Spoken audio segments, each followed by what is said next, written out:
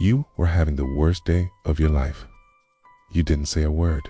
You didn't cry in front of anyone, but your cat knew. They walked over, sat down beside you, and didn't leave. How? You never told them. You never showed them, but somehow they knew. And what's actually happening in that moment is one of the most remarkable things science has discovered about the bond between cats and humans. Stay until point 5, because the last thing your cat does when you're sad will stay with you long after this video ends. 1. They read your body before your brain does. When you're sad, your body changes in ways you don't even notice. Your posture shifts, your movements slow down, your breathing becomes shallower, your voice drops in pitch and loses its rhythm. To you, you're just sitting there. To your cat, you're broadcasting distress on every frequency they're tuned to. Cats have been living alongside humans for over 10,000 years. In that time, they become extraordinarily sensitive to human nonverbal cues, more sensitive, in some studies, than dogs. They watch your face, they track your movements.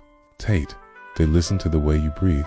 So when something shifts, even something subtle, they notice before you've even fully registered what you're feeling yourself.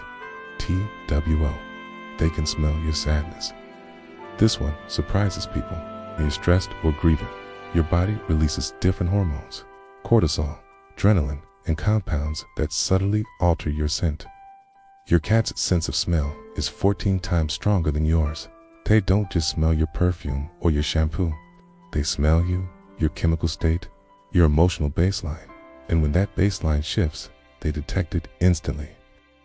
This is why your cat sometimes approaches you before you've said or done anything at all. You haven't moved, you haven't spoken, but your body chemistry has already changed. Your cat is already on their way to you. 3. They choose to respond, and that choice matters. Here's something researchers didn't expect to find.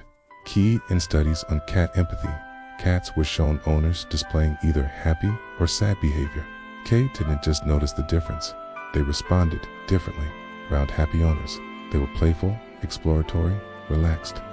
Around sad owners, they moved closer. They made more physical contact. They purred more. Hand purring isn't just a sound of contentment. Research shows that a cat's purr has measurable calming effects on the human nervous system. It can lower blood pressure. It can reduce cortisol. Your cat doesn't just sense your sadness. They respond to it with a healing sound. FOUR. They remember when you were sad before. Cats have long-term associative memory, okay? They don't just react to what's happening right now. They connect patterns over time. If you cried last Tuesday and your cat sat with you, they remember that sitting with you mattered. If comforting you led to closeness, warmth, and connection, they've stored that. So when they approach you the next time you're sad, it's not just instinct, it's memory, it's learned behavior built on a history of being there for you. Your cat has a mental record of your worst moments.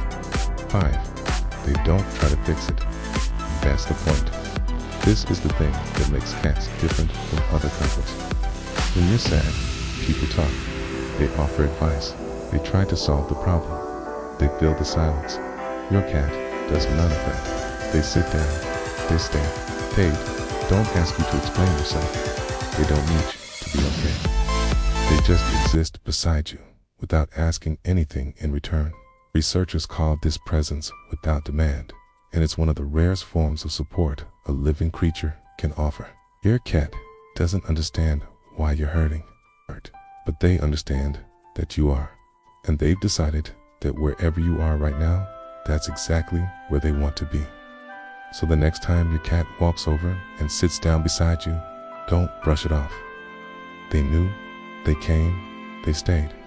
Not because they were trained to, not because they wanted food, but because somewhere in that small body is something that recognized your pain and decided, without hesitation, that you shouldn't face it alone.